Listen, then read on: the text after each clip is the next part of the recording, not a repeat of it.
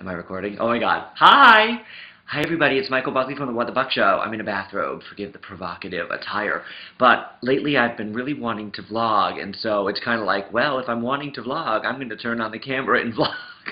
And sometimes I go through weeks where I'm just like, no, I'm just going to do deer buck and whatever, and I'm not going to stop and communicate and talk how I'm really feeling because I'm just not in the mood to hear myself talk, or I feel like you don't want to hear, not that you don't want to hear me talk, but I don't know, I'm not in the mood to be that, what's the word? Reflecting? I don't know. But in my Q&A video, I alluded to something, and I talked about this on my phone video the other day, about how Harry Potter, Daniel Radcliffe, being in How to Succeed in Business Without Really Trying on Broadway has changed my life, and it truly has. I'm going to get a big picture of him dancing and frame it and put it in my office, like on my vision board. Seeing him, I didn't see the show yet, I'd really like to, but just seeing him on The View, and then at the Tonys dancing and singing his little heart out, just doing that, the thought of it, the image of it has changed my life, because I look at him, and when, and you think he's making 12, 15, however many million, 20 million, millions and gazillions of dollars for Harry Potter. He is making all that money being Harry Potter. On Broadway, I can't imagine he's making more than like $100,000 a week or whatever a top Broadway person is making. So he's not doing it for the money. He's doing it because he wants to go up there and sing and dance his heart out. And God, he was good, just his dancing, and I was just like, wow. So for me, I just feel like I've spent the last like 2 or 3 years, and I've been very like financially driven, and I'm like, I have to make money, and I've got to do this, and I turn down things all the time. I'll get emails, and I'll be like, I don't want to do that.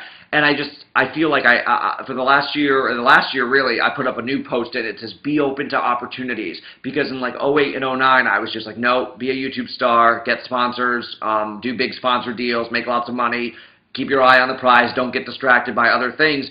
But watching him dance and sing his little heart out, I'm like, not that I want to necessarily dance or sing my little heart out, but, I might if asked. But I want to do things. I want to write books. I want to develop for TV. I want to, do new formats on my YouTube channel. And I'm constantly looking for people, for things to inspire me. And sometimes I will get stuck on the wrong person for like 6 months. And I'll be like focused on someone, and I'll be like, that's a good person to be inspired by. And then like 6 months later, I'll be like, that's not really someone I should be inspired by. Isn't that kind of a weird feeling and a realization? But it's the truth. So now I'm seeking I'm seeing other people doing different types of things too. Whether I just like seeing people who are good at things. Like I love seeing tennis players, and I'm like, oh my God, they're so good at tennis.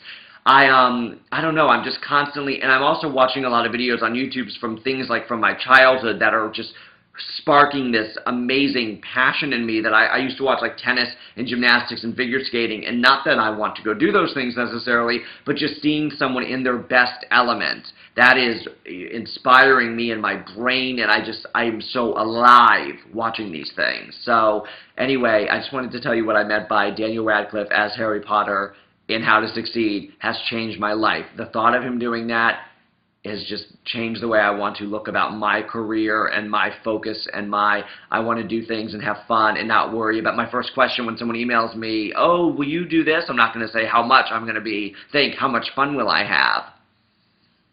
That's a good way to look at it, right? Because I'm not going to say I have enough money, because I have plenty of money. I've made great money these last couple of years, and I enjoy it. Believe me, I enjoy it. So that's why I think, and I know I need to make money while I can and, cash in and blah, blah, blah. But I want to do some fun things and not worry about that. Maybe, I don't know. I'm just happy, and I can't wait to go to the Cape this week and close on the house and have a little bit of leisure. And my cousin Jane says she'll intern for me, so that would be great because she could help me with editing and doing stuff. So maybe you'll see her on this channel soon. So anyway, I'm just going to bed, and I'm in a happy place, and I wanted to share it with you, and I wanted to get maybe something that I've said can trigger that in you to seek inspiration in other different things, not just the people or the things you thought you needed to be, oh, I need to follow that to be inspired. No, kind of look around. I read a book tonight. This girl inspired me, a gymnast. Jennifer Say, a former gymnast, inspired the crap out of me just reading her book. So anyway, I love you. Thanks for listening. Leave me comments below if you have any new inspirations that have inspired you. And again, I enjoy the conversation on Twitter, on Facebook, on YouTube. This is what keeps us close. And so thanks for listening to me work this out in my brain tonight. And I love you. And I'll see you tomorrow on the What the Buck Show, or Deer Buck, or something. Something will be about tomorrow.